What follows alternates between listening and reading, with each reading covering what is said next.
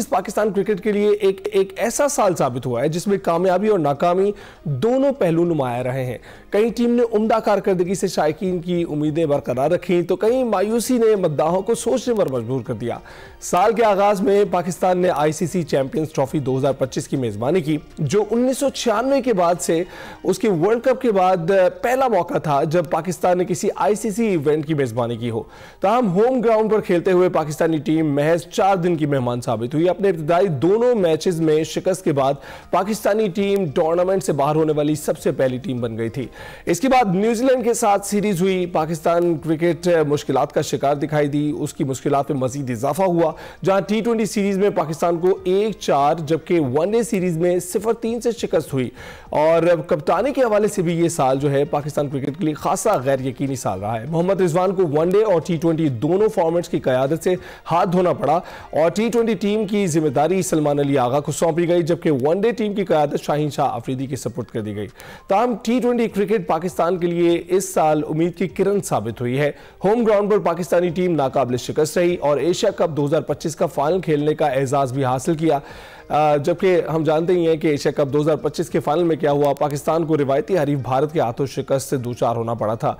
Test cricket की अगर बात की जाए तो पाकिस्तानी क्रिकेट टीम की परफॉर्मेंस मायूस कुन रही है। पाकिस्तानी टीम ने 5 टेस्ट मैचेस जिसमें से 2 में कामयाबी हासिल की जबकि 3 में शिकस्त का सामना करना पड़ा। वनडे क्रिकेट के हवाले से भी ये साल पाकिस्तान के लिए बहुत ज़्यादा यादगार साबित नहीं हुआ, जहाँ 17 मैचेस में से सिर्फ 7 फतवात ही समेटने में पाकिस्तानी क्रिकेट टीम जो है वो कामयाब रही।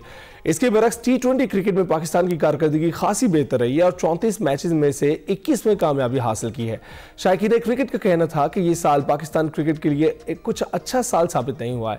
अगले साल बेहतरीन कारकर्दगी की तवक्को है। 2026 में पाकिस्तानी क्रिकेट को किन शोबों में फौरी बेहतरी की जरूरत है, इस पर हमने बात करनी है। बात करने के लिए सैयद मोहम्मद स्पोर्ट्स के तजज़ियाकार हमारे साथ मौजूद है। बहुत बहुत शुक्रिया अवैस हमें ज्वाइन करने के लिए। कैसे आप? अल्लाह का शुक्र, आपसे ठीक है? बिल्कुल ठीक ठाक। अच्छा, आपके नजदीक 2025 कैसा रहा पाकिस्तानी क्रिकेट के लिए? देखिए, बड़ा जबरदस्त। आपको पाकिस्तानी क्रिकेट की बात करें, मुझे पता है कि जैसे आप अभी इंट्रो में भी कह रहे थे, अनफॉर्चुनेटली एशिया कप है उसको हम जीतने में कामयाब नहीं हुए थे। सीनियर टीम की बात करें, लेकिन चाहे आप पाकिस्तान शाहीन्स की बात, एशिया कप में शिकस्त भी थी इंडिया को। उसके अलावा अगर आप बात करें तो अंडर 19 स्पेसिफिकली बात करना चाहूंगा कि जिस तरीके से पाकिस्तान टीम ने उनको शिकस्त दी थी, तो बड़ा एक जबरदस्त आपको नजर आया कि पाकिस्तान का जो फ्यूचर है वो बड़े एक सेफ हैंड्स के अंदर आपको नजर आता है। जहां पर हम क्रिकेट की बात करते हैं, वहां दूसरे स्पोर्ट्स की बात भी करना चाहूंगा कि पाकिस्तान ने एक अच्छी बात है कि अपना हर स्पोर्ट्स के अंदर जहां जहां हमें मौका मिला है पूरी दुनिया के अंदर पाकिस्तान को पार्टिसिपेट करने का, हमने लोहा मनवाया है। चाहे जैवलिन की बात करें, चाहे आप वॉलीबॉल की बात कर लें, चाहे हॉकी की बात कर लें। मुझे पता है कि इस वक्त हम लोग प्रो लीग खेल रहे हैं, लेकिन प्रो लीग में मुझे पता है लोग चाहते हैं रिजल्ट है, लेकिन टाइम लगेगा। आपको समझना पड़ेगा इस चीज को, क्योंकि वो एडवांस किस्म की है। पाकिस्तान ने पता बहुत अरसे से वर्ल्ड कप के लिए क्वालिफाई भी नहीं किया था। इस दफा बड़े अच्छे चांसेस पाकिस्तान के वर्ल्ड कप के लिए क्वालिफाई करने के, तो स्लो एंड स्टडी आपको टाइम लगता है। उसके अलावा UFC की बात कर लें, MMA की बात कर लें, तो पाकिस्तान ने हर स्पोर्ट्स के अंदर अपना लोहा मनवाया। और अच्छी बात है जब आप कहते हैं ना कि कभी भी आपने किसी भी स्पोर्ट्स को चेंज करके स्कूल्स में जाके देख लें तो आपको नजर आ जाएगा कि बच्चे क्या कर रहे हैं। जब जैवलिन वाला मामला हुआ था, मुझे आज भी याद है कि अरशद नदीम का, तो सुबह जब हम स्कूल्स में गए तो हमने देखा बच्चे पेंसिल के साथ जैवलिन को थ्रो कर रहे थे। ये माइंडसेट आने वाली नस्लों का चेंज करता है, तो इंपॉर्टेंट भी होता है। वेरएस पाकिस्तान क्रिकेट की बात करें, बहुत से अप्स एंड डाउन्स भी हमें देखने को मिले। चाहे बाबर शाहीन आपको पता कप्तान भी बने ODI टीम के, अभी तक उनकी परफॉर्मेंस तो ऐसा अच्छी बिग बैश के अंदर आपको नजर नहीं आ रही। अल्लाह करे वो से बड़ा एक फिक्र भी थी, वर्ल्ड कप सर के ऊपर आ रहा है। बाकी बाबर आजम की बात करें या पाकिस्तान टीम के अंदर आपको पता चॉप्स एंड चेंजेस भी काफी की गई। बहुत अरसे के बाद एक आपको सेट पेयर ऑफ मैनेजमेंट भी अब नजर आ रहा है। चाहे अंडर 19 स्ट्रक्चर की बात करें, चाहे पाकिस्तान सीनियर्स की बात करें, तो जब अंडर 19 की स्पेसिफिकली बात करते हैं, एशिया कप तो हम जीतने में कामयाब हो चुके, तो पॉजिटिविटी है ना सारी। लेकिन बैकएंड पे जब आप बात करते हैं तो एक चीज बड़ी इंपॉर्टेंट होगी, वो ये है कि आप इस स्ट्रक्चर को कितने अरसे तक साथ लेके चलते हैं। सबसे बड़ा इशू क्या होता है हमारे यहाँ पर कि हमारी लॉन्ग टर्म प्लानिंग नहीं होती। हम शॉर्ट टर्म प्लानिंग पे काम करते हैं। खुदा ना खास्ता हमारा रिजल्ट नहीं अगर अच्छा आता वर्ल्ड कप के अंदर जाके, जहाँ पर पाकिस्तान ने भी अंडर 19 वर्ल्ड कप खेलना है, तो ये जरूरी नहीं कि आप उठा के सारा का सारा फिर कोचिंग का स्ट्रक्चर चेंज कर दें। आपको इनको टाइम बिल्कुल अवैस यही बात पूछना चाहूंगा, ये जो बार बार तजर्बात करने की पॉलिसी है, इसने टीम को फायदा दिया है या नुकसान?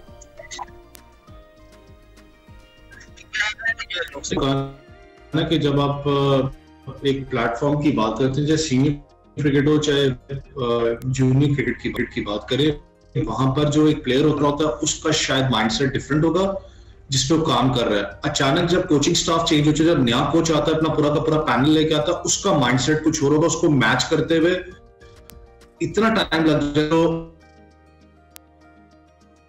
एक मैं कहता हूँ जो प्रोफेशनल कैरियर है लिमिट उसकी निकल जाती है, या जो इस वक्त अगर चल रहे हैं बॉलिंग में जो पीरियड, इसके लिए बड़ा इंपॉर्टेंट है कि आपको वो स्टेबिलिटी लेके आनी पड़ेगी। सरफराज की बात कर लें आप, चाहे इफ्तिखार की बात करें जिस वक्त पाकिस्तान अंडर 19 टीम के साथ है, और इफ्तिखार की बात कर रहा हूं मैं, ये वो नाम है जिन्होंने पाकिस्तान को सर्व किया, और सरफराज से बेहतर तो कोई नाम नहीं है आपके पास, क्योंकि अंडर 19 इंडिया को भी उन्होंने शिकस्त दी, पाकिस्तान चैंपियंस ट्रॉफी के लिए भी उन्होंने इंडिया को शिकस्त दी, फिर अभी अंडर 19 एशिया कप के अंदर उन्होंने शिकस्त दी। तो एक बड़ा अच्छा आपके पास एक माइंडसेट यहाँ पर आता है। लेकिन फिर मैंने कहा ना, स्टेबिलिटी बड़ी जरूरी है, चाहे वो पाकिस्तान नेशनल टीम क्यों ना हो।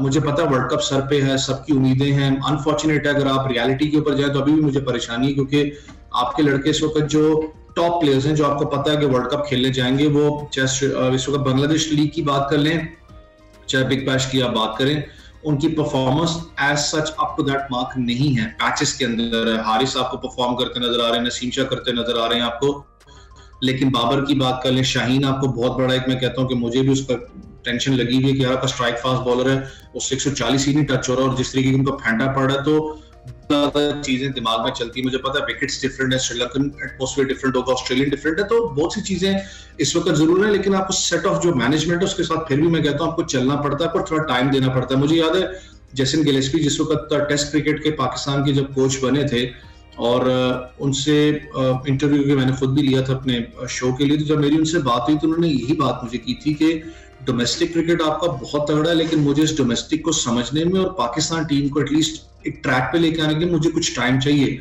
मेरे पास कोई जादू की छड़ी नहीं है कि आपको तो आओ तो एकदम पाकिस्तान को नंबर 1 अपना रैंकिंग पे ले आओ, तो मुझे कुछ टाइम चाहिए। तो ये बड़ा इंपॉर्टेंट होगा कि पाकिस्तान टीम कम्युनिकेशन खास करके अपने सीनियर प्लेयर्स के साथ, और जो communication between the head coach and the players, और जो खास करके नीचे कोचेस बैठे हैं उनके साथ कितनी क्लैरिटी पे चल, अगर आप फ्यूचर प्लान्स को आगे लेके चल रहे हैं तो बिल्कुल ठीक। तो अवैस, आपको लग रहा है कि जो ये अब ये ट्रांजिशन फेज है, ये कामयाबी की जानिब है, ये जवाल की जानिब है इस वक्त जो हमारी क्रिकेट टीम का है?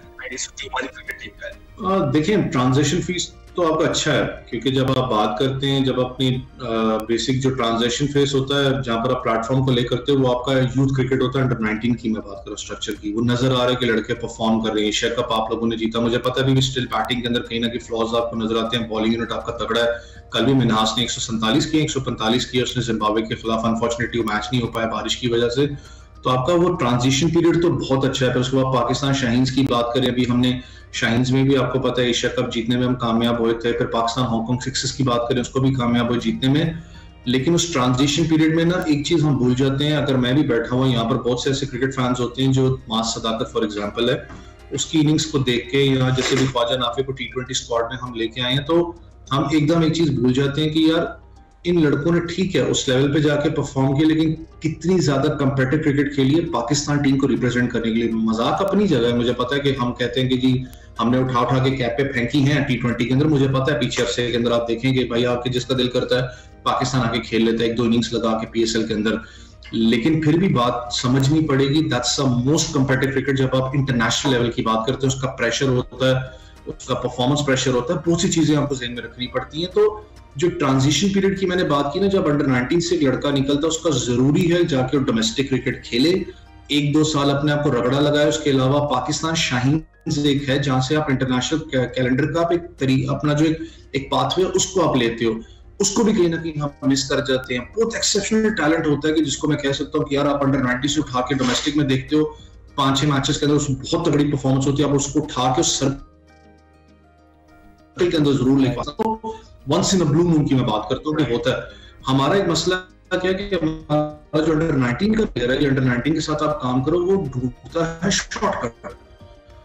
वो कहता है कि यार मैंने वर्ल्ड कप खेल लिया ना, तो चलो मुझे अब कोई एक सुपर, मेरी 2-3 इनिंग्स इसमें अच्छी लगेंगी, या मेरे 2-3 अच्छे स्पेल्स लग जाएंगे, मेरा नाम सोशल मीडिया पे चलने लग पड़ेगा, और मेरा जो ठप्पा है पाकिस्तान टीम के लिए पक्का हो जाएगा। और ये होता है, इस चीज को आपने काटना है। जो माइंडसेट है ना, यंगस्टर की बात करो, उसके ऊपर आपने काबू पाना है। बाकी अच्छी बात है कि आपका बड़ा एक अच्छा प्लेटफॉर्म इसको ले तो हो चुका है। आप बात कर रहे हैं माइंडसेट की, बात ही है कि भारत के खिलाफ जब भी हमारा मैच होता है हम नफ्सियाती दबाव में आ जाते हैं। क्या लगता है आपको यहाँ और किस माइंडसेट को तब्दील करने की जरूरत है?